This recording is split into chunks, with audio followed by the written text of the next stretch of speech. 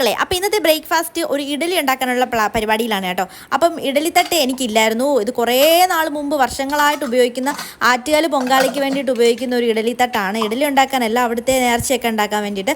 അപ്പോൾ അത് വെച്ചിട്ട് ഇഡലി ഉണ്ടാക്കാമെന്ന് വിചാരിച്ചു. കുറേ നാളായി ഈ പാത്രം ഉപയോഗിച്ചിട്ട്, അതുകൊണ്ടാണ് ഈ പരുവത്തിലിരിക്കുന്നത്.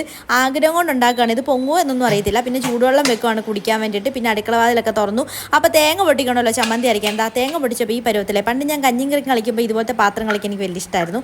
അതുകൊണ്ട് ആ പാത്രം വെച്ച് എന്തെങ്കിലുമൊക്കെ ഒന്ന് സാധനം ചെയ്യാമെന്ന് വിചാരിച്ച് മാറ്റി വെച്ചു. പിന്നെ ചമ്മന്തി അരയ്ക്കാനുള്ള കടുകൊക്കെ പൊട്ടിച്ച് ചമ്മന്തി റെഡിയാക്കിക്കൊണ്ടിരിക്കുകയാണ് കേട്ടോ. അപ്പോൾ ചേട്ടൻ ഈ പരിസരത്ത് എവിടെയൊക്കെയോ വന്നിരുന്ന് ഓരോന്നൊക്കെ വർത്താനമൊക്കെ പറയുന്നുണ്ട്. അങ്ങനെ ചമ്മന്തി എല്ലാം ഉണ്ടായി. പിന്നെ കഞ്ഞി ഞാൻ റൈസ് കുക്കറിൽ നിന്ന് എടുത്ത് പുറത്ത് വെച്ച് ആക്കുവാണ്. പിന്നെ ദോശയും ഒരു കരുതലിന് വേണ്ടി ദോശയും ഉണ്ടാക്കി.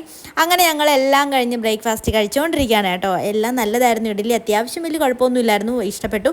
അപ്പം ടാറ്റ ബേബി, സീ യു.